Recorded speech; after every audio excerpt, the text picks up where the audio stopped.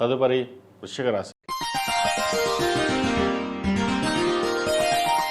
వృశ్చిక రాశి వారికి ఈ వారం చాలా అనుకూలంగా ఉంది.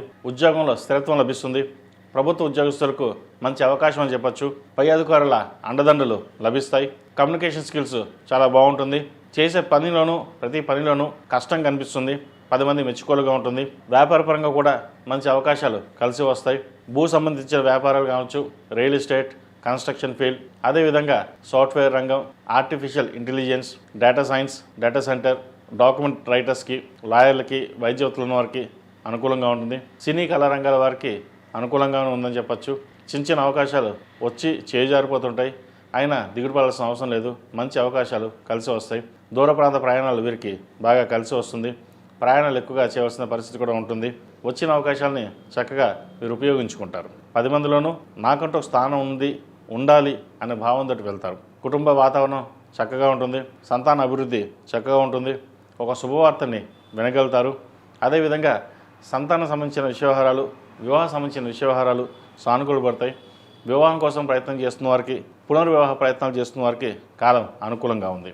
ఈ రాశిలో జన్మించిన విద్యార్థులకు కాలం చక్కగా ఉంది.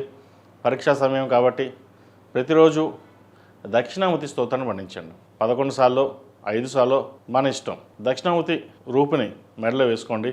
మరిన్ని మంచి ఫలితాలు ఉంటాయి. సివిల్ సర్వీస్ ప్రిపేర్ అవుతున్న వారికి చక్కగా అవకాశాలు కలిసి వస్తాయి. విదేశీ సంబంధించిన వ్యవహారాలు షార్ట్ టర్మ్లో వెళ్ళి వచ్చే అవకాశాలు చక్కగా ఉన్నాయి. ప్రయత్నం ప్రారంభించవచ్చు. ఈ రాశిలో జన్మించిన స్త్రీలకు ఆరోగ్యరీత్యా, వృత్తిరీత్యా అనుకూలంగా ఉంటుంది.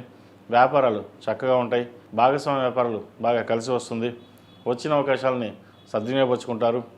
ఎప్పటి నుంచో సొంత ఇల్లు కల కొనుక్కోవాలి, ఒక ఇల్లు కానీ ఫ్లాట్ కానీ, అది ఈ వారం నెరవేరే అవకాశం గోచరిస్తుంది.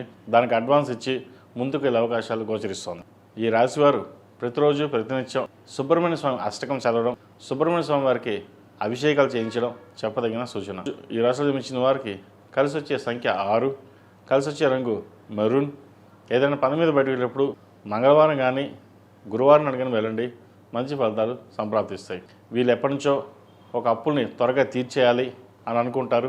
అయితే డబ్బు చేతికి అందుకు వస్తుంది. కానీ అప్పు తీరుద్దాం అనుకుంటే అది ఇంకో ఖర్చు రావడం, దానికి ఆ ఖర్చు పెట్టడం ఉంటుంది. ఏదైనా ఒక లంసం అమౌంట్ వచ్చే అవకాశం ఉంది. దాన్ని సగమైనా సరే అప్పు తీర్చేసి మిగతా దానికి ఏమైనా చేయడం, ప్లాన్ చేసుకోవడం చెప్పదగినది.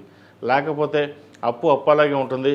మళ్ళీ వేరే దానికి ఇన్వెస్ట్మెంట్ చేయడం, తర్వాత ఇబ్బంది పడడం ఉంటుంది. వాటి విషయం జాగ్రత్త తీసుకోండి.